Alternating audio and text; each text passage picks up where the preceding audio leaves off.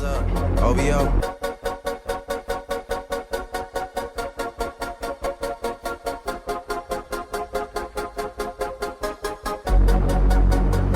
Reps up, OVO. You already? All my niggas so hungry, man, they just see what they kill. I like convertible Bentleys and houses deep in the hills. I might tell the whole crew come through. My squad gotta roll through, come through. Tell the young high school kids keep dreaming because they sure do come true.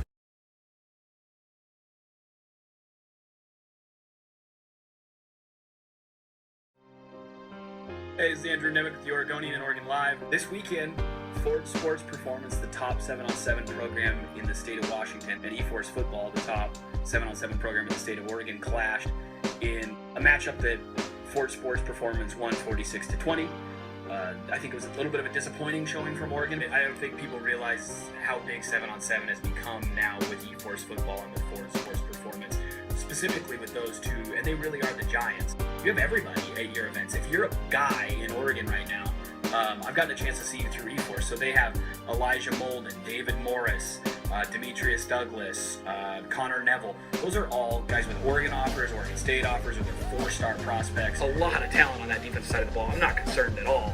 I think it was a great experience for Oregon because it was an eye-opener. I think some of those guys were living off of last year's Final Four, feeling like, hey, we're a squad. EForce Football is a squad. And those guys were a squad because they put in the work. Brady Breeze, Sam Neuer, those guys are dudes, and they're not afraid of anybody. We're all going to get what we want out of this if we buy into it. If it's about you, you're not going to get it. You're going to be out here and they're going to be like, oh, he's a pretty good player, but his team just got waxed.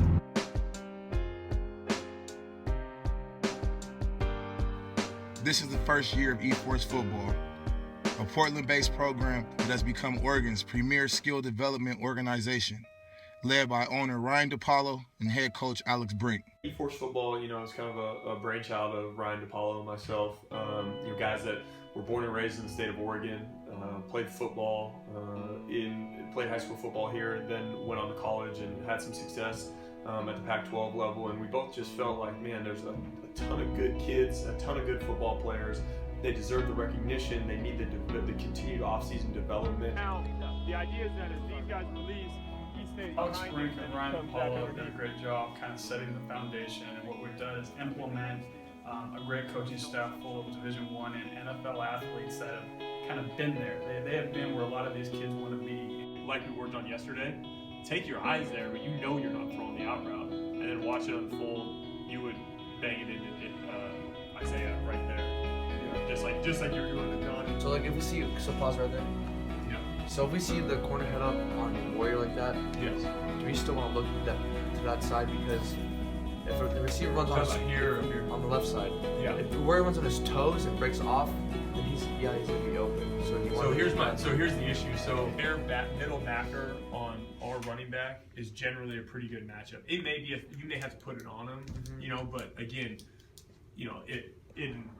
in this play, in this instance, probably 4 tough throws, and this 5th one's our most open of those throws. Get low with the shoulder. Don't get here and give him your chest, because now. After a successful trip in 2015, Oregon is looking to make another strong impression at this year's Pylon 7-on-7 National Championships in Las Vegas. The expectations for going to Vegas are incredibly high. Based off what we did last year, we feel like with the returning players and the new additions that we've got guys that really can compete at a high level. And the whole goal of EForce Football in general is, to show that the state of Oregon, has good football and can compete on a national scale. And so I feel like for us, going down there, putting a good foot forward, having people when we walk out of there, they say, man, those kids from Oregon, they could play some darn good football. Making that run that we did, bringing back a lot of the same kids, 5 Pac-12 offered athletes as of right now. Leading Team Oregon will be defensive backs Elijah Molden and David Morris, both key members of last year's team. You don't even have to disrupt this because it's so jammed up. Have you feeling in there. If he just gets outside release, he is that much.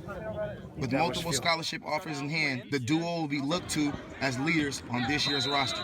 Elijah Molden and David Morris are leaders. I mean, flat out on their high school teams. You know, in their high schools, every sport they play since they've been youth athletes, they've been leaders. They are the foundation of our team. Last year, they were both first team all tournament type kids when we made that run. I kind of have a salty taste in my mouth from losing to Bishop Gorman in the semifinals. Becoming part of a long lineage of excellent defensive players out of Oregon, Molden and Morris must take on the responsibility of being veterans to this young group. So with a lot of returners coming back from last year, I just feel like the team chemistry is still there, and for us, that's a huge part. But from a defensive perspective, do you guys think we're pretty good? Like individually, you guys think you're pretty good players? Yeah? I think you guys are damn good players. Like really good players. So trust it. Like, get up and press somebody. I mean, show it. I'd rather you get beat off the press than give somebody a freebie in front of you. Whether what's started in the cold, wet winter in the Pacific Northwest will turn into a national powerhouse will be determined in the coming months. One thing seems to be certain. The degree to which their bond grows will be determined if they are the hunters or the hunted.